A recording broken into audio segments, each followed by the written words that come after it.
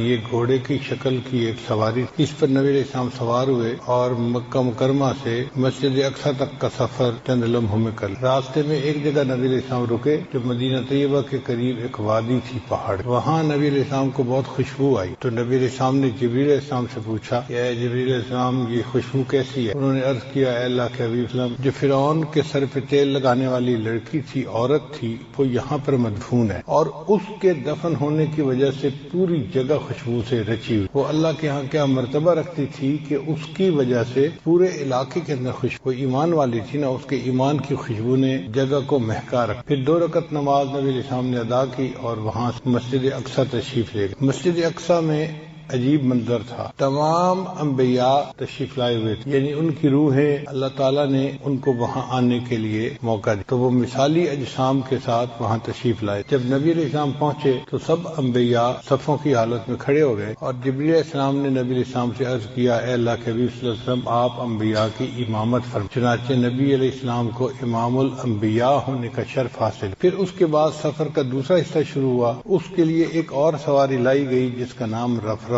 تھا۔ یہ رف جو ہے یہ ایلیویٹر قسم کی سواری تھی۔ ایلیویٹر وہ سواری ہوتی ہے کہ جس پہ لوگ گراؤنڈ فلور سے اوپر کی منزل پہ جا سکتے ہیں، لفٹ بھی کہتے ہیں۔ ہم ایک مرتبہ دنیا کے سب سے اونچے ٹاور پہ 100 سے زیادہ منزلیں، اللہ کی شان دیکھیں کہ جب ہم اس کے اندر کھڑے ہوئے دروازہ بند ہو گیا اور اس سواری نے اوپر کی طرف جانا شروع کر دیا اور چند لمحوں میں جب ہم اس سواری سے باہر نکلے تو ہم 100 سے زیادہ منزلوں کے اوپر پہنچے ہوئے۔ نیچے دیکھا تو حیران تھے کہ یا اللہ، اتنا اونچا سفر ہم نے چند لمحوں میں طے۔ تو اسی طرح کی وہ سواری تھی رف جس میں نبی علیہ السلام اور جبریل علیہ السلام بیٹھے اور وہ سواری اوپر چلتی گئی حتیٰ کہ عرش کے اوپر پہنچ۔ یہ خلا کا سفر تو بہت چھوٹا سفر ہے، اس کی تو کوئی حیثیت ہی نہیں ہے، وہ سواری تو خلا سے بھی اوپر۔ آپ دیکھیے کہ عرش تک، اللہ کے عرش تک اس نبی علیہ السلام کو لے گئی۔ ایک جگہ ایسی آئی کہ جہاں جبریل علیہ السلام نے اللہ تعالیٰ کی خدمت میں عرض کیا، اے اللہ کے حبیب صلی اللہ علیہ وسلم، یہاں سے آگے میں نہیں جا سکتا، اگر میں اس سے آگے جاؤں گا تو میرے پر بھی جل جائیں گے۔ یعنی اللہ تعالیٰ کا نور اتنا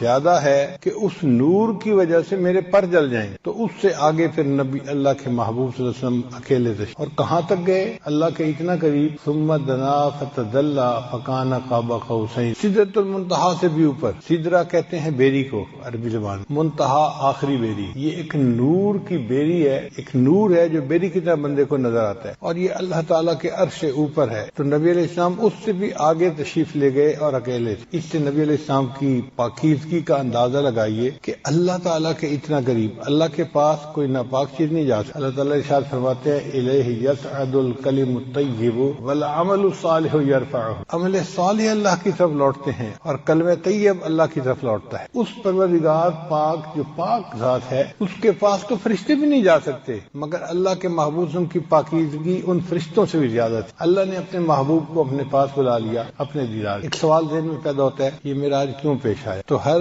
چیز کی کوئی نہ کوئی وجہ ہوتی ہے۔ اللہ کے محبوب صلی اللہ علیہ وسلم نے مکہ کے لوگوں کو دین کی طرف بلایا، مگر وہ ہٹ دھرم قسم کے لوگ تھے، تھوڑے لوگ مانے اور زیادہ نے مخالفت شروع کر دی، اور مخالفت ہی نہیں، نبی علیہ السلام کو انہوں نے تکالیف پہنچانے بھی شروع کر دی۔ اللہ کے محبوب صلی اللہ علیہ وسلم نے سوچا کہ یہ قریش مکہ اپنی ضد کے اوپر جمے رہے اور انہوں نے میرا پیغام ماننے سے انکار کر دیا، میں اگر اپنے اور رشتہ داروں کے پاس جاؤں تو ہو سکتا ہے کہ وہ قدر کرے۔ اس زمانے میں رشتہ داری کی، قبیلے کی، تعلق کی بڑی قدر کی جاتی۔ چنانچہ طائف ایک جگہ تھی، پہاڑی جگہ تھی، اور وہاں پر نبی علیہ السلام کے ماموں رشتہ دار رہتے تھے، یعنی نبی علیہ السلام کی جو والدہ تھی نا، حلیمہ سعدیہ، تو بنو سعد قبیلہ کے لوگ وہاں رہتے تھے، تو رشتے میں ماموں بنے۔ پھر تو نبی علیہ السلام کو یہ امید تھی کہ ان سے تو میرا ماموں والا رشتہ ہے، اگر ان کے سامنے میں اللہ کی توحید کا پیغام پہنچاؤں تو ہو سکتا ہے یہ اس پیغام کو مان۔ مگر دل میں ڈر بھی تھا کہ اگر نہ مانیں گے تو پھر کیا ہوگا؟ چنانچہ اللہ کے محبوب صلی اللہ علیہ وسلم نے اپنے طائف کے سفر کو خفیہ رکھا، اس کو عام نہیں کیا۔ اگر نبی علیہ السلام چاہتے تو ابو بکر عمر ساتھ ہوتے، اگر نبی علیہ السلام چاہتے تو سینکڑوں جان فدا کرنے والے عشاق ساتھ ہوتے، مگر اللہ کے نبی صلی اللہ علیہ وسلم سمجھتے تھے کہ اگر میں وہاں گیا اور انہوں نے بات نہ مانی تو پھر مکہ کے مشرک تو اور تیز جری ہو جائیں گے، جرت بڑھ جائے گی کہ اپنوں نے بات نہیں مانی تو ہمارے پاس کیوں آئے ہیں۔ اب اللہ کے محبوب صلی اللہ علیہ وسلم نے اپنے ساتھ کوئی خادم نہیں لیا،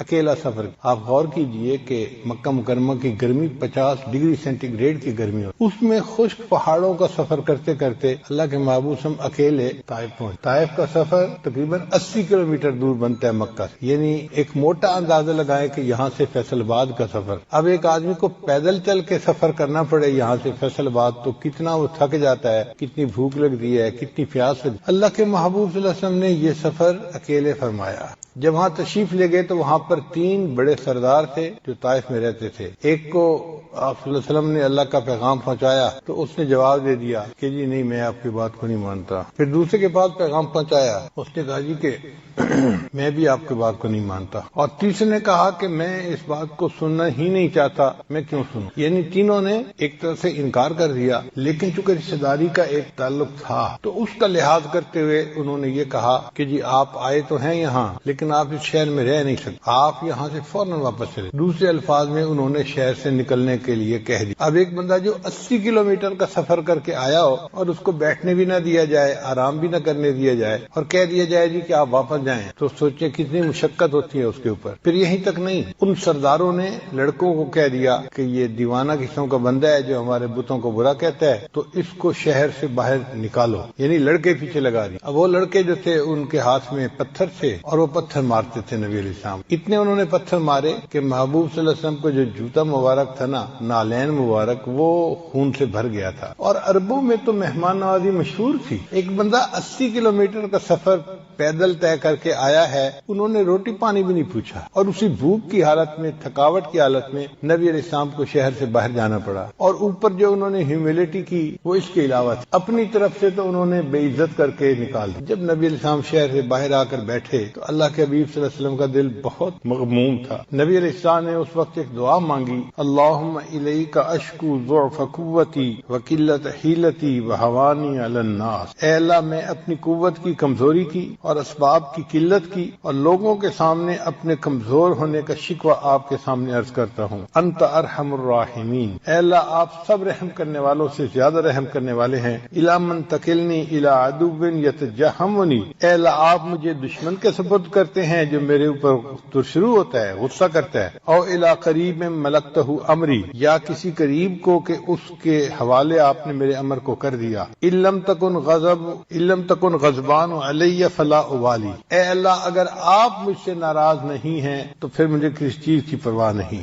ان عافیتک اوسع لی، آپ کی عافیت میرے لیے بہت وسیع ہے۔ اعوذ بنور وجہک الذی اشرقت لہ الظلمات، اے اللہ میں آپ کے چہرے کے اس نور کے تو فیل مانگتا ہوں جس سے کہ دنیا کی ظلمتیں ختم ہو گئیں۔ وصلی علیہ امر الدنیا والآخرہ، اور دنیا اور آخرت کے سب کام اس سے سنور گئے کہ آپ کا غصہ میرے اوپر ہو یا آپ مجھ سے ناراض ہوں۔ لکل اتبا حتی ترضا، اللہ آپ کو اس وقت تک منانا ضروری ہے جب تک کہ آپ راضی نہیں ہو جاتے۔ آپ ذرا اندازہ لگائیے اس دعا کے الفاظ کا کہ محبوب صلی اللہ علیہ وسلم نے کتنی عاجزی کے ساتھ اللہ کے سامنے فریاد عرض کی، لا حول ولا قوت الا بک، اللہ آپ کے سوا کوئی قوت نہیں۔ تو آپ صلی اللہ علیہ وسلم ایک جگہ پر بیٹھے تھکے ہوئے تھے اور بہت مغموم، قریب انگوروں کا ایک باغ تھا، ایک آدمی تھا اس کا نام تھا اداس، وہ وہاں مزدوری کرتا تھا مگر آیا ہوا کسی اور علاقے کا تھا۔ جیسے اس شہر میں بہت سارے لوگ مزدوری کرنے والے ہوتے ہیں، کوئی فیصل آباد سے آتا ہے، کوئی سندھ سے آتا ہے، کوئی بنو سے آتا ہے، کوئی اور شہروں سے آتا ہے، تو وہ دور سے آیا ہوا تھا۔ اس نے جب دیکھا کہ ایک آدمی ہے جو آئے ہیں اور تھکے ہوئے ہیں اور بیٹھ گئے ہیں تو اس کو خیال آیا کہ بھئی میں ان کو کچھ کھانا پینا تو دوں۔ تو اس نے اپنے باغ کے مالک سے پوچھا، تو مہمان نوازی تو ان کی فطرت میں تھی، وہ اگرچہ باغ کا مالک کافر تھا، شیبہ کا اور ان کا باغ تھا، اس نے اجازت دے دی۔ چنانچہ اداس کچھ انگور لے کے نبی السلام کی خدمت میں آیا اور اس نے آ کر انگور پیش کیے، پانی دیا، نبی السلام نے انگور کھائے، پانی پیا تو طبیعت کچھ بحال ہوئی۔ تو نبی السلام نے اس سے تعارف پوچھا، بھئی تم کہاں سے ہو؟ اس نے کہا جی میں تو نینوا کا رہنے والا ہوں اور وہاں سے یہاں آیا ہوں اپنی مزدوری کے لیے۔ تو نبی السلام نے فرمایا اچھا آپ یونس علیہ السلام کے علاقے کے رہنے والے؟ وہ نام سن کر حیران ہو گیا، جی آپ ان کو کیسے جانتے ہیں؟ چونکہ یونس علیہ السلام اس علاقے میں پیغمبر گزرے تھے اور ان کے نام کو کوئی باہر کی دنیا کا بندہ جانتا ہی نہیں تھا۔ تو نبی علیہ السلام کی زبان سے یہ لفظ سن کے وہ بڑا حیران ہوا۔ تو نبی السلام نے فرمایا کہ وہ میرے بھائی تھے، وہ بھی اللہ کے نبی تھے اور میں بھی اللہ کا نبی ہوں اور اللہ ہی نے مجھے اس کا بارے میں بتایا ہے۔ تو اس کے دل میں نا ایمان کا نور پیدا ہو گیا کہ یہ بندہ جو پیغمبر علیہ السلام کی بات کر رہا ہے، یہ بندہ عام بندہ نہیں ہے، یہ واقعی اللہ کا۔ تو بہرحال پھر اس کے بعد 2 فرشتے آئے، ان فرشتوں نے نبی علیہ السلام کی خدمت میں عرض کیا کہ اللہ کے حبیب صلی اللہ علیہ وسلم، اللہ نے ہمیں بھیجا ہے، میں پہاڑوں کا فرشتہ ہوں، اور مجھے یہ اللہ نے کہا ہے کہ آپ سے آ کر پوچھوں کہ اگر آپ اجازت دیں تو میں 2 پہاڑوں کو ٹکرا کر یہ پوری جو بستی ہے نا، ان کے لوگوں کو ختم کر دیا جائے، نیست و نابود کر دیا۔ یعنی جن لوگوں نے آپ کی اتنی بے اکرامی کی ہے، اب آپ اجازت دے دیجئے، ہم ان کا نام و نشان مٹا دیتے۔ 2 پہاڑوں کو ٹکرانا فرشتے کے لیے کون سا مشکل تھا؟ نبی صاحب نے اجازت نہیں، یہ دعا کی کہ یا اللہ میری قوم کی مغفرت فرما، فإنہم لا یعلمون، وہ مجھے جانتے نہیں ہیں، ان کو حقیقت کا احساس نہیں کہ کون ہوں میں، اور ان کے پاس اللہ کا پیغام لے کے آیا ہوں۔ چنانچہ نبی علیہ السلام نے ان کو منع کر دیا، اور یہ بھی کہہ دیا کہ اگرچہ یہ لوگ ابھی ایمان نہیں لائے، ہو سکتا ہے آنے والے وقت میں ان کی اولادوں میں سے کچھ ایسے ہوں جو ایمان لائیں اور دین پر عمل کرنے والے بنے۔ تو محبوب صلی اللہ علیہ وسلم کی رحمت للعالمین دیکھیے کہ اتنا کچھ ان سے خراب رویہ برداشت فرما لیا اور ان کے لیے عذاب کی اجازت نہیں دی۔ فرشتے چلے گئے تو نبی علیہ السلام پھر اکیلے تھے، اور اس کے بعد تنہائی میں بیٹھے ہوئے دل بہت غمزدہ تھا۔ تو نبی علیہ السلام نے پھر دعا کی، کاش کوئی میرا یار ہوتا جو مجھ سے یاری کرتا، میرا کوئی دلدار ہوتا جو مجھ سے دلداری کرتا، یعنی کوئی میرا قریبی دوست ہوتا کہ میں اپنا غم اس کے ساتھ شیئر کر سکتا۔ مقصد کہنے کا یہ تھا۔ جب نبی علیہ السلام نے یہ الفاظ کہے نا تو اللہ تعالیٰ نے فیصلہ فرما لیا، اے میرے محبوب میں آپ کا یار ہوں اور میں آپ کا دلدار، اب میں آپ کو اپنے پاس بلاؤں گا اور میں آپ کے دل کا غم آپ سے شیئر کروں۔ چنانچہ نبی علیہ السلام طائف سے واپس تشریف لے گئے مکہ مکرمہ، اور اس کے چند دنوں کے بعد نبی علیہ السلام کو یہ سفر معراج پیش آیا۔ تو گویا من تواضع للہ رفعہ اللہ، جو تواضع اختیار کرتا ہے اللہ اس کو بلندی عطا فرماتا۔ میرے آقا صلی اللہ علیہ وسلم نے اللہ کے سامنے کتنی تواضع اختیار کی، کیسی پیاری دعا مانگی اور مٹ کے الفاظ کہے، اس کے نتیجے میں اللہ نے آپ صلی اللہ علیہ وسلم کو معراج پر بلا لیا۔ چنانچہ جبریل علیہ السلام آئے، براق لے کر آئے، تو نبی علیہ السلام اس وقت گھر میں آرام کر رہے، تو جبریل علیہ السلام نے آ کر نبی علیہ السلام کے قدموں کو بوسہ دیا، پاؤں کے تلوے جو ہوتے ہیں نا ان کو بوسہ دیا، آ کے ایسے نہیں جگایا جیسے ایک لڑکا دوسرے لڑکے کو ہاتھ سے ہلا کے جگاتا ہے، ادب کے خلاف۔ انہوں نے آ کے نبی علیہ السلام کے پاؤں کا جو نیچے کا حصہ ہے نا اس کو بوسے دی۔ تو نبی علیہ السلام کی آنکھ کھل گئی، پوچھا کون؟ میں آپ کا خادم جبریل، اللہ نے آپ کو یاد فرمایا ہے۔ تو نبی علیہ السلام اس گھر سے چل کر حرم میں آئے، جہاں مسجد جس کو مسجد حرام کہتے ہیں، جہاں بیت اللہ ہے، اس مسجد میں آپ تشریف لائے۔ وہاں آ کے آپ نے وضو فرمایا اور نماز ادا فرمائی۔ اس دوران اللہ نے فرشتوں کو بھیجا جنہوں نے محبوب صلی اللہ علیہ وسلم کے سینے انور کو زمزم سے دھویا، یعنی یوں سمجھے کہ یہ نبی علیہ السلام کے مبارک لطائف تھے جن کو اللہ تعالیٰ بالکل اور زیادہ پاک صاف کرنا چاہتے تھے اور نور سے بھرنا چاہتے، چنانچہ نور سے ان کو بھر دیا گیا، اور پھر یہاں سے آپ براق پر تشریف فرما ہوئے اور مسجد حرام سے آپ مسجد اقصی تشریف۔ جب مسجد اقصی تشریف لے گئے تو وہاں نبی علیہ السلام نے نماز کی امامت فرمائی۔ نماز پہلے انبیاء کو بھی ملی، یہ پہلے سے تھی مگر کامل نہیں تھی۔ بعض انبیاء کو رکوع اور قیام ملا، اسی کو نماز کہتے تھے، اس لیے ان کے بارے میں فرماتے ہیں ورکعوا مع الراکعین، رکوع کرنے والوں کے ساتھ تو بھی رکوع کرو، کیونکہ رکوع کرنا ایک بڑی یعنی عبادت کا حصہ سمجھا جاتا۔ پھر اللہ نے اپنے محبوب صلی اللہ علیہ وسلم کو رکوع سے آگے سجدے کی بھی نعمت عطا فرمائی۔ اس وقت تک اتحیات نہیں تھی نماز میں، یوں سمجھیں کہ سجدہ کر کے سلام پھیر دیتے تھے، یہ نماز تھی اس وقت۔ تو نبی علیہ السلام نے امامت فرمائی، سب انبیاء نے ان کے پیچھے نماز پڑھی، اور نبی علیہ السلام معراج پر تشریف لے گئے۔ پھر آپ نے رف رف پر سواری کی، اور رف رف سواری جو تھی وہ آپ کو لے کر آسمانوں کی طرف گئی، سیدھا اوپر کی طرف گئی، ایسے مقام پر گئی کہ ایک جگہ پر جا کر جبریل علیہ السلام بھی اس سواری سے اتر گئے کہ اللہ کے حبیب صلی اللہ علیہ وسلم میں اس سے آگے نہیں جا سکتا ورنہ میرے پر نور کی شدت کی وجہ سے جل جائیں گے۔ پھر اس سے اللہ کے نبی صلی اللہ علیہ وسلم آگے اکیلے تشریف لے گئے۔ ثم دنا فتدلى فكان قاب قوسين او ادنى، اللہ فرماتے ہیں کہ وہ اتنا اللہ کے قریب ہو گئے کہ جیسے ایک کمان ہوتی ہے نا، یوں اس کے 2 سرے قریب ہوتے ہیں، وہ جو کمان کے 2 سرے ہیں اتنا قریب ہو گئے بلکہ اس سے بھی زیادہ قریب ہو گئے۔ اللہ اکبر کبیر، اللہ نے اپنے پیارے محبوب صلی اللہ علیہ وسلم کو کتنا قرب عطا کیا۔ پھر اس کے بعد اللہ نے اپنے محبوب سے باتیں کی، فَأَوْحَى إِلَىٰ عَبْدِهِ مَا أَوْحَى، اللہ نے وحی کی اپنے محبوب کی طرف جو چاہا وحی کی، اس راز کو کوئی نہیں جانتا، اللہ جانتے ہیں یا ان کے محبوب صلی اللہ علیہ وسلم۔ تاہم اتنا ضرور ہے عزیز طلباء کہ جب نبی علیہ السلام اللہ کے سامنے تشریف لے گئے، حاضر ہوئے، تو نبی علیہ السلام نے یہ الفاظ کہے، التحیات للہ والصلوات والطیبات۔ ان تینوں الفاظ سے اللہ کی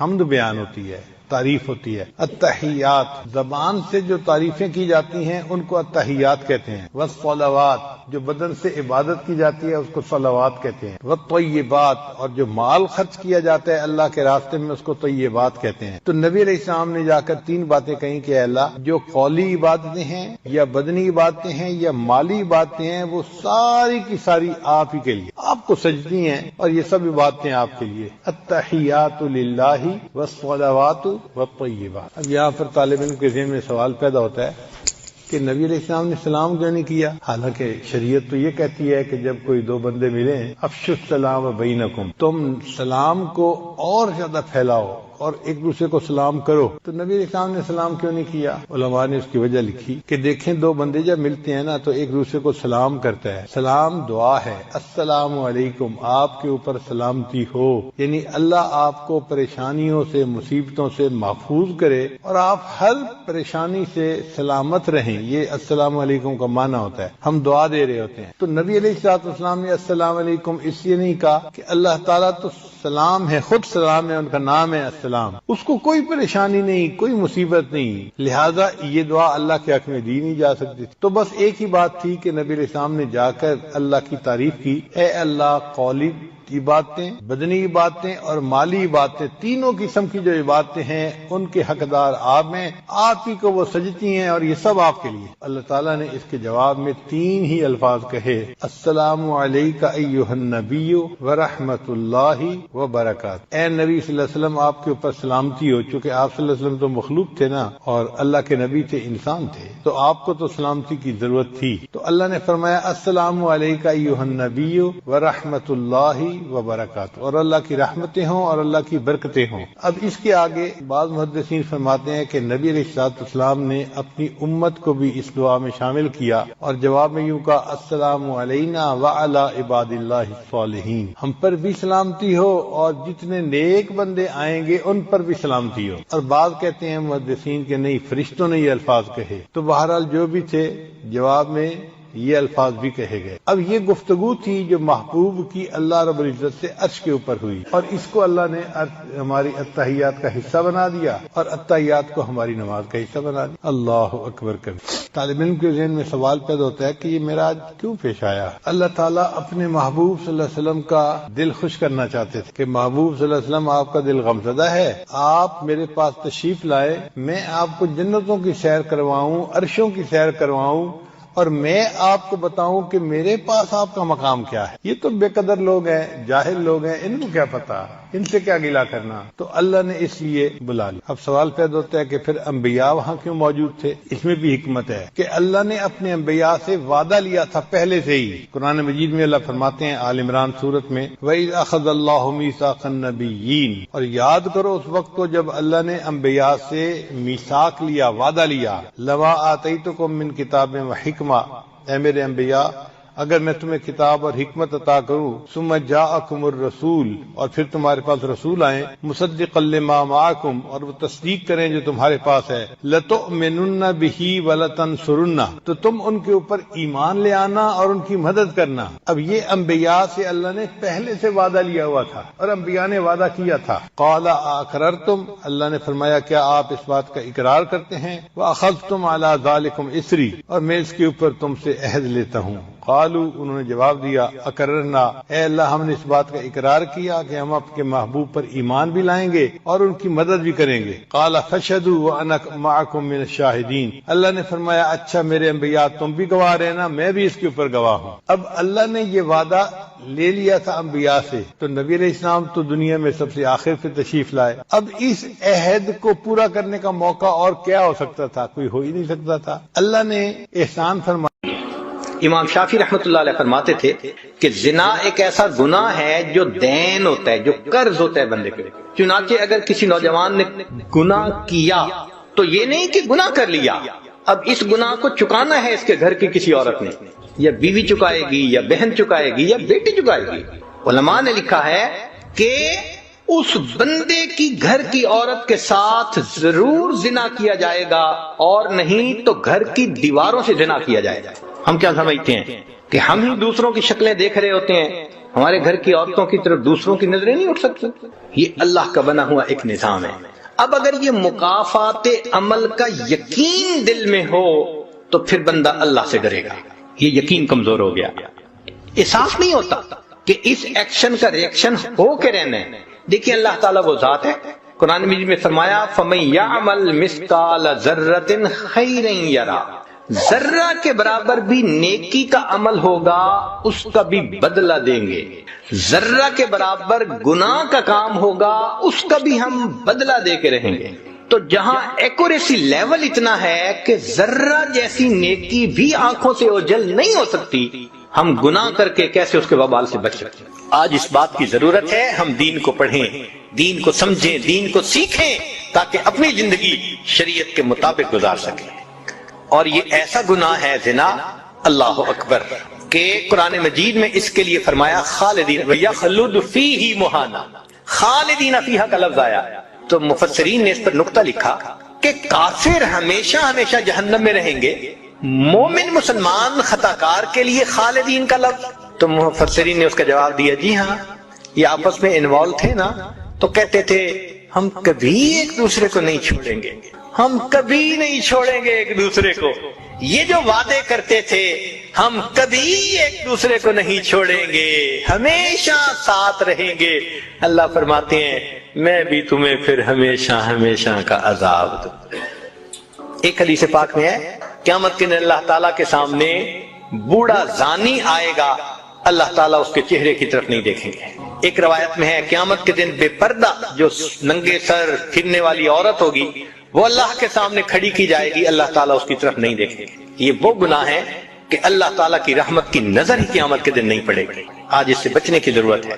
چنانچہ بات لمبی ہو گئی, میں اس کو مکمل کرتا ہوں کہ اللہ رب العزت سے ہم دعا مانگیں کہ اللہ تعالیٰ ہمیں مقصد زندگی کو سمجھنے کی توفیق عطا فرمائے.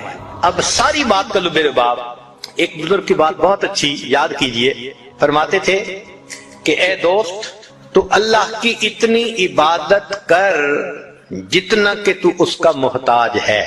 ہم اللہ کے کتنے محتاج ہیں, ہر کام میں محتاج ہیں. تو فرماتے تھے کہ تم اللہ کی اتنی عبادت کرو کہ جتنا تم اس کے محتاج ہو, اور دوسری بات کہی اتنا گناہ کرو جتنا عذاب سہنے کی تم میں طاقت ہے.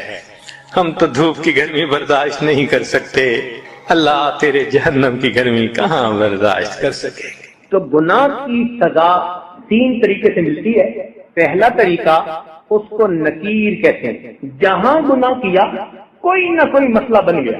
چنانچہ کتنے دوست آ کے خود بتاتے ہیں, کہتے ہیں حضرت ہم اس فیز میں سے خود گزرے, جہاں کہیں کوئی ہم نے الٹا کام کیا 24 گھنٹے کے اندر ہمیں کوئی خبر مل جاتی ہے, ہمارا بھی کام الٹا ہو جاتا ہے. اس کو نکیر کہتے ہیں. فضیل بن عیاض رحمۃ اللہ علیہ فرماتے ہیں کہ میں نے جب بھی اللہ تعالیٰ کی نافرمانی کی, میں نے جب بھی اللہ تعالیٰ کی نافرمانی کی, میں نے اس نافرمانی کا اثر اپنی بیوی میں, اپنی اولاد میں, اپنے خادموں میں یا اپنے سواری کے جانور میں کہیں نہ کہیں ضرور دیکھا.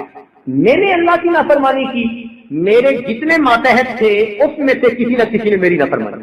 تو ہم غور کریں, اگر آج بیوی ہماری بات نہیں سنتی تو کہیں اللہ تعالیٰ کی نافرمانی کا یہ نقد سزا تو نہیں ہے. آج اولاد جو نافرمان بن گئی, کہیں اللہ تعالیٰ کی نافرمانی کی نقد سزا تو نہیں ہے. کام کرنے والے کاروبار میں جو دھوکے دے جاتے ہیں, کہیں یہ نقد سزا تو نہیں ہے. تو اس کو نکیر کہتے ہیں کہ گناہ کیا اور اس گناہ کی فوراً سزا ملی. غلطی کی, تھپڑ لگ گیا تو پھر سنبھل گیا کہ اچھا اب نہیں کرنا. یہ اللہ تعالیٰ کی رحمت ہوتی ہے. غلطی پر جب ماں تھپڑ لگا دیتی ہے نا تو ماں کی شفقت ہوتی ہے, سمجھانا ہوتا ہے خبردار آئندہ نہ کرنا. تو جب اس طرح ہونا نکیر والا معاملہ, تو اس کا مطلب کہ اللہ تعالیٰ اس بندے کو الٹا کام نہیں کرنا دینا چاہتا, اس کو سیدھا رکھنا چاہتے ہیں. تو اللہ تعالیٰ کی نظر عنایت ہوتی ہے. تو ایسا کوئی واقعہ پیش آ کے تو پھر اس بندے کو اللہ تعالیٰ اپنی طرف متوجہ کرے گا. یہ جو اس قسم کی مشکلات آتی ہیں نا, یہ کئی مرتبہ اس لیے آتی ہیں کہ بندے کی آنکھیں کھل جائیں. ایک اصول یاد رکھیں, خوشیاں سلاتی ہیں اور غم جگاتے ہیں. خوشیاں سلاتی ہیں اور غم جگاتے ہیں. جب غم آتے ہیں نا تو پھر بندے کو خدا یاد آتا ہے. جو پہلے فرض نماز بھی نہیں پڑھتا تھا, اب وہ فرض پڑھنے کے بعد اشراق بھی پڑھ رہا, اوابین بھی پڑھ رہا ہے. جس کو ایک صفحہ قرآن مجید کا تلاوت کی توفیق نہیں تھی وہ آج بیٹھا ہوا سورہ یاسین بھی پڑھ رہا ہے, سورہ ملک بھی پڑھ رہا ہے, تغابن بھی پڑھ رہا ہے. لگتا ہے پورا قرآن پڑھ کے اٹھے گا. پوچھے کیا بنا؟ یار ایک پریشانی ہے, بس دعا کرو اللہ دور کر. تو پریشانی کئی مرتبہ بندے کی یاد دہانی کا سبب بن جاتی ہے. وہ پھر اللہ کے گھر آتا ہے, ریئلائز کرتا ہے, معافیاں مانگتا ہے, اللہ تعالیٰ اس پریشانی کو دور فرما دیتا ہے. تو یہ بھی رحمت بن جاتی ہے. ایک اور صورت ہے پریشانی کی, اس کو کہتے ہیں تاخیر. تاخیر کا مطلب ہوتا ہے ڈیلے کر دینا. یہ پہلے سے بڑی سزا. وہ جو نقد تھپڑ لگتا تھا نا, یہ اس سے بڑی سزا کہ اللہ تعالیٰ اس کو فوراً تھپڑ نہیں لگاتے, موقع دے دیتے, ڈھیل دے دیتے. اچھا تم کرتے ہو, کرتے پھرو, ہم بھی تمہارا بندوبست کریں گے. تو اللہ تعالیٰ اس کو موقع دیتے ہیں. پھر وہ بندہ زیادہ برائیوں میں دب جاتا ہے, گھس جاتا ہے. جب زیادہ برائیوں میں دھس جاتا ہے پھر اللہ تعالیٰ کی اچانک پکڑ آتا ہے, اور یہ پہلے سے بڑی سزا, بہت بڑی. چنانچہ ایک عورت کا واقعہ, ان پڑھ تھی مگر زبان کی ذرا تیز بھی تھی. اللہ نے اسے بیٹا دیا. ایک دن کسی کام میں مشغول تھی اور وہ بیٹا پیچھے پیچھے پیچھے پیچھے. کچھ بچوں کو نا گودوں کا چسکا ہوتا ہے, ہر وقت کی گود میں رہتے ہیں. یہ چاہتی تھی میں کام سمیٹوں اور بچہ چاہتا تھا کہ مجھے یہ گود میں لے لے. تو اس نے اس کو دکھایا, فیڈر بنا کے دیا اور اس کو کہا کہ خبردار جو اب اٹھ کے میرے پیچھے آیا. فیڈر دودھ پی اور یہیں لیٹا ہے. وہ بچہ تھا, اس نے تھوڑی دیر دودھ پیا, جب بھوک ختم ہو گئی وہ اٹھا, پھر ماں کے پیچھے امی امی امی. اب یہ غصے میں آ گئی, اور جب غصے میں بندہ آ جاتا ہے نا اس کو سمجھ نہیں آتی کہ وہ کر کیا. غصے میں آ کے کہنے لگی, پھر اٹھ کے میرے پیچھے آ گیا. اور پھر اس کے بعد اس کو بد دعا دے دی. بد دعا کیا دی؟ کہنے لگی تو سویا سو ہی جاتا تو اچھا تھا, تو سویا سو ہی جاتا تو اچھا تھا. اللہ تعالیٰ نے بد دعا قبول کر لی. مگر بچے کو اس وقت موت نہیں آئی. وہ بچہ بڑا ہوا, بڑا خوبصورت, بڑی میگنیٹک پرسنالٹی اس کی, بڑا آئی کیو لیول اچھا اس کا, سکول میں فرسٹ آتا رہا, کالج میں فرسٹ آتا رہا, پھر بزنس مین بن گیا. اس کا بزنس ایسے چمکا اور وہ اتنے اچھے اخلاق والا بچہ کہ محلے کے لوگ جب اسے دیکھتے تو تمنا کرتے کہ اللہ ہماری اولاد کو بھی ایسا بنا. گھر میں مائیں اپنے بچوں کو مثال دیتی کہ بچوں تم بھی اس جیسا بننا. بڑا بوم کرنے لگا اس کا بزنس. خیر جب خوب بہاریں آ گئیں, اب ماں نے اس کی شادی کے لیے تیاری کی. ایک حور پری لڑکی ڈھونڈی اس نے کہیں سے, شادی کی ڈیٹ طے ہو گئی. جب شادی میں 3 دن تھے تو یہ نوجوان گھر کا کچھ کام کروا رہا تھا. اچانک جو کسی جگہ سے اس کا پاؤں پھسلا, یہ گردن کے بل گرا اور وہیں اس کی موت آ گئی. اب ماں اتنا روئی کہ میرے اتنے جوان بیٹے کو موت آئی کہ ذہنی توازن کھو گئے. پاگل بن کے چلتی تھی گلیوں میں. چھوٹے ہوتے ہوئے ہم اسے دیکھا کرتے تھے تو ہمیں ہمارے بڑوں نے یہ بات بتائی کہ بعد میں محلے میں کوئی بڑا نیک بندہ تھا, اس کو ایک خواب کے ذریعے سے بتایا گیا کہ یہ جو اس عورت کے ساتھ معاملہ ہوا یہ اسی کی بد دعا کو ہم نے قبول کیا تھا. اس نے بچپن میں بد دعا کی تھی, ہم نے بد دعا تو قبول کر لی مگر پھل کو پکنے دیا. جب پھل پک کے تیار ہو گیا اب ہم نے پھل کو کاٹا. تجھے پتا چلے تو نے کس نعمت کی ناقدری کی. کتنی بہنیں ہیں جو اپنے بھائیوں کو بد دعا دیتی ہیں, کتنی مائیں ہیں اپنے بیٹوں کو بد دعا دیتی ہیں, کتنی بیویاں ہیں اپنے خاندانوں کو بد دعا دیتی ہیں, پھر بعد میں بیٹھ کے روتی ہیں. تو کیا پتا ہماری ہی بد دعا جو کبھی غصے میں کی تھی آج جا کے اس کا اثر ظاہر ہے. تو اس کو پہلے سے بڑی سزا ہوتی ہے. اس کو کہتے ہیں تاخیر. اللہ تعالیٰ تاخیر کرتا ہے, ڈیلے کرتا ہے. قرآن مجید میں اللہ تعالیٰ فرماتے ہیں فَلَمَّا نَسُوا مَا ذُكِّرُوا بِهِ فَتَحْنَا عَلَيْهِمْ أَبْوَابَ كُلِّ شَيْءٍ. کہ جب وہ لوگ بھول گئے جو ان کو نصیحت کی گئی تو ہم نے ان پر ہر چیز کے دروازوں کو کھول دیا. خوب عیش کریں جو چاہتے ہیں. حَتَّى إِذَا فَرِحُوا بِمَا أُوتُوا, حتیٰ کہ جب وہ بڑے خوش ہو گئے جو ان کو ملا تھا اور خوب موج میلہ کرنے لگے. اللہ تعالیٰ فرماتے ہیں اخذناہم بغتۃ, ہم نے اچانک ان کو اپنی پکڑ میں لے لیا. یہ بہت خطرناک سزا ہوتی ہے. اس لیے میرے دوستو جب انسان گناہوں بھری زندگی گزار رہا ہو اور اللہ تعالیٰ کی نعمتوں کی بارش بھی اپنے اوپر دیکھ رہا ہو تو یہ بڑا ڈرنے کا مقام ہے. یہ بڑا ڈرنے کا مقام ہوتا ہے. او اللہ، میں گناہوں سے گناہ کر رہا ہوں، آپ نعمتیں بھیج رہے ہیں، کہیں مجھ کو پھنسایا تو نہیں جا رہا، ٹریپ میں تو نہیں لا رہے. اس کو تاخیر کہتے ہیں. اور ایک اس سے بھی بڑی سزا، اس کو کہتے ہیں اللہ رب العزت کی خفیہ تدبیر. اللہ تعالیٰ کی خفیہ تدبیر کہ اللہ تعالیٰ ایسی طرح سے بندے کو سزا دیتے ہیں کہ بندے کو پتہ بھی نہیں چلتا کہ یہ سزا، ایسی طرح سے سزا دیتے ہیں. مثال کے طور پر جوانی میں بدماشیاں کی اور اللہ تعالیٰ نے بڑھاپے میں بیوی کو نافرمان بنا دیا. جب اولاد جوان ہو اور ماں کا ساتھ دے رہی ہو اور اس وقت بیوی اپنے خاوند کی نافرمان ہو جائے تو جتنا بڑھاپا اس بندے کا خراب ہوتا ہے وہ اپنی کیفیت کسی کو بتا بھی نہیں. تو کرتوت جوانی کے سزا ملی کوئی حاصل. اب دل کا دکھ کس کو کہے؟ اس کو کہتے ہیں اللہ تعالیٰ کی خفیہ تدبیر. کوئی بیماری ایسی دے دی، نعمتوں سے محروم کر دیا. چنانچہ ایک عورت نے خط لکھا کہ حضرت 7 سال ہو گئے، میں قسم قسم کے کھانے بناتی ہوں اور گھر میں آئے ہوئے مہمانوں کے لیے دسترخوان سے لگاتی ہوں، لیکن خود السر کی مریضہ ہوں. 7 سال میں فقط جوسز وغیرہ پی کے گزارا کرتی ہوں، لیکوڈ چیزیں. روٹی کا ایک لقمہ بھی میرے منہ میں نہیں گیا، میں روٹی کو ترستی ہوں. اب 7 سال سے جس سے اللہ نے روٹی کی نعمت کو جو چھین لیا اس کو احساس بھی نہیں کہ یہ میرے گناہ کی سزا تھی جو مجھے مل رہی. عبداللہ ابن مبارک رحمۃ اللہ علیہ مشہور محدثین میں سے ہیں. اسماء الرجال کی کتب میں ان کو امیر المؤمنین فی الحدیث کے الفاظ بھی کہے گئے ہیں، اور یہ امام اعظم ابو حنیفہ رحمۃ اللہ علیہ کے خاص شاگردوں میں سے تھے. جب جاتے تھے تو امام احمد بن حنبل رحمۃ اللہ علیہ اپنی جگہ سے اٹھ کر ان کو اپنے مصلی پہ بٹھاتے تھے اور فرماتے تھے کہ مشرق اور مغرب کے عالم ہمارے پاس آ گئے. ایسی اللہ نے شان عطا کی تھی. ایک وقت میں 40,000 طلباء ان کے پاس بیٹھ کر حدیث مبارکہ پڑھا کرتے تھے. اتنے بڑے شہر. ان کا واقعہ ہے کہ جب وہ ایک شہر سے دوسرے شہر سفر کرتے تو درمیان میں ایک چھوٹا شہر تھا، وہاں رات گزارتے تھے. اور وہاں پر ایک موٹل تھا جہاں یہ کمرہ کرائے پہ لے لیتے اور رات گزار کے چلے جاتے. اس سرائے میں ایک نوجوان تھا جو کام کرتا تھا، اس کے ساتھ کچھ تعلق ہو گیا، مناسبت ہو گئی. ایک مرتبہ آئے تو پتہ چلا کہ وہ نوجوان نہیں ہے. پوچھا بھی وہ کہاں ہے؟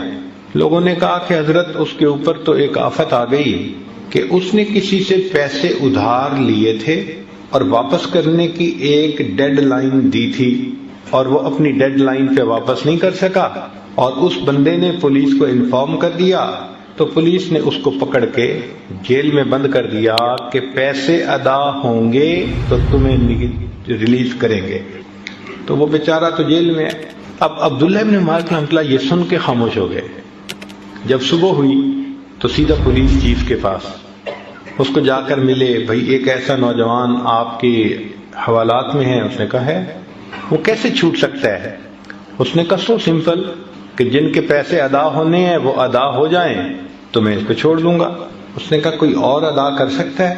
اس نے کہا بھائی میری طرف سے کوئی ادا کر دے، حق والوں کو حق ملنا چاہیے، میں اس کو چھوڑ دوں گا. فرمانے لگے کہ اس کے پیسے میں ادا کرتا ہوں مگر ایک شرط کے ساتھ. اس نے کہا کون سی شرط؟ کہنے لگے کہ شرط یہ ہے کہ تم نے کسی پر میرا نام ظاہر نہیں کرنا. یہ احسان ہوتا ہے، پتہ بھی نہ چلنے دینا. چنانچہ عبداللہ ابن مبارک رحمۃ اللہ نے پیمنٹ کر دی اور چلے گئے اس شہر سے.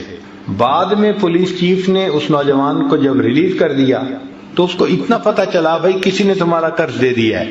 کس نے دیا اس کا پتہ نہیں چلا. وہ نوجوان واپس آ گیا. اس کے بعد سال میں کئی مرتبہ آپ اسی جگہ گزرتے، قیام کرتے.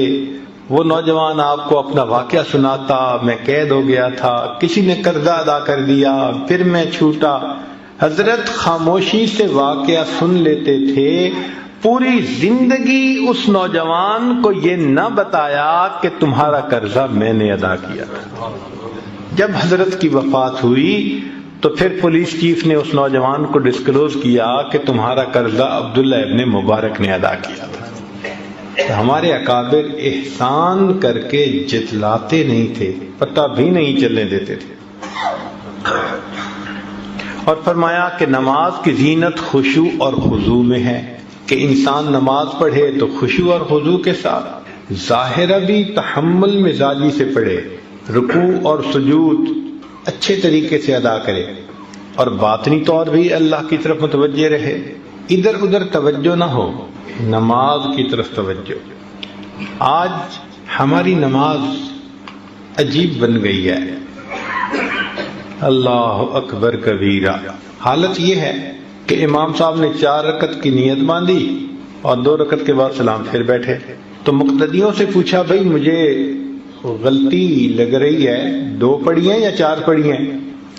پوری مسجد کے نمازی یقین سے کوئی نہیں کہہ رہا تھا کہ 2 پڑھی ہیں یا 4 پڑھی ہیں، پوری مسجد میں سب تذبذب کا شکار تھے۔ اب امام صاحب حیران، بھائی 2 پڑھی ہیں یا 4، کوئی تو بتائے۔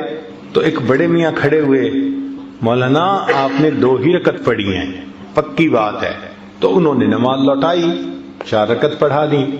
پھر نماز پڑھانے کے بعد وہ بڑے میاں کے پاس آئے، بڑا شکریہ ادا کیا، اللہ بھلا کرے، سارے لوگ بس نماز سے غافل تھے اور آپ کی توجہ تو نماز کی طرف تھی، آپ کو یقین سے پتہ کہ 2 رکعت۔ تو بڑے میاں نے جواب دیا کہ مولانا 4 بیٹے ہیں اور 4 رکعت میں ہر رکعت میں بچے کا الگ میں حساب کرتا ہوں بزنس کا، تو آج 2 کا حساب کیا تھا، آپ نے سلام پھیر دیا، اس کا مطلب ہے 2 رکعت پڑھی گئی۔ یہ آج کل ہماری نمازوں کا حال، کھڑے مسجد میں ہوتے ہیں اور پہنچے ہوئے گلی کوچہ بازار میں ہوتے ہیں۔ مجھے تو ایسے لگتا ہے کئی مرتبہ کہ ہوائی جہاز پہ سفر کر رہے ہوتے ہیں نا، تو کچھ مسافروں کو نا نیند آ رہی ہوتی ہے، اونگ رہے ہوتے ہیں، اور جب جہاز لینڈ کرتا ہے نا تو وہ اسی حال میں اونگ رہے ہوتے ہیں، جیسے پہیے زمین پہ لگتے ہیں نا تو ان کی آنکھ کھلتی ہے، اوہ لینڈ کر گئے۔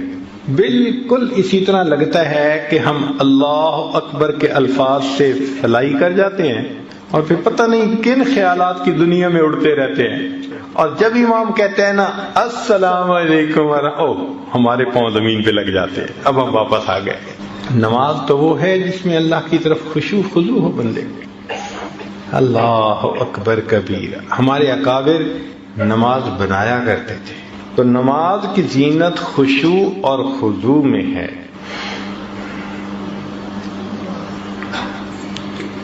شیخ عبد الواحد رحمۃ اللہ علیہ کے سامنے کسی نے کہا حضرت جنت میں نماز نہیں ہوگی، تو رونے لگ گئے۔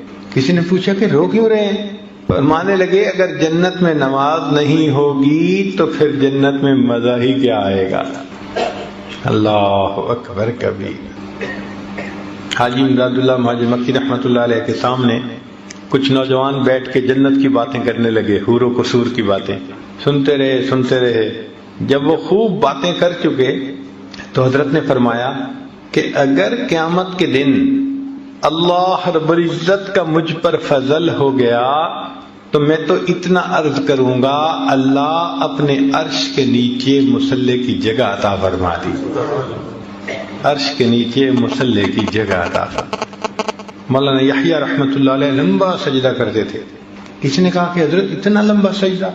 مان لگے ہاں، جب میں سجدہ کرتا ہوں تو یوں محسوس ہوتا ہے میں نے اپنے آقا کے قدموں پہ سر رکھ دیا، سر اٹھانے کو میرا دل نہیں چاہتا۔ کوئی تو سجدہ ہم بھی ایسا کر جائیں، کوئی ایسا خلوص کا سجدہ، نشان سجود تیری جگہ پر ہوا تو کیا، کوئی ایسا سجدہ کر کے زمین پر نشان رہے۔ تو اس نماز کو بنانے کی ضرورت ہے، اور ہم نے دیکھا کہ آج